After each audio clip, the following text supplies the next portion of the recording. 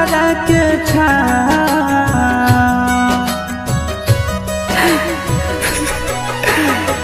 देखते होतई हमरे उराहिया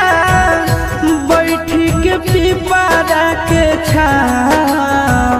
रुक रुक रुक रे टरेनिया रुक रुक रुक रे टरेनिया ले ले चल जनुआ के गाँव रुक रुक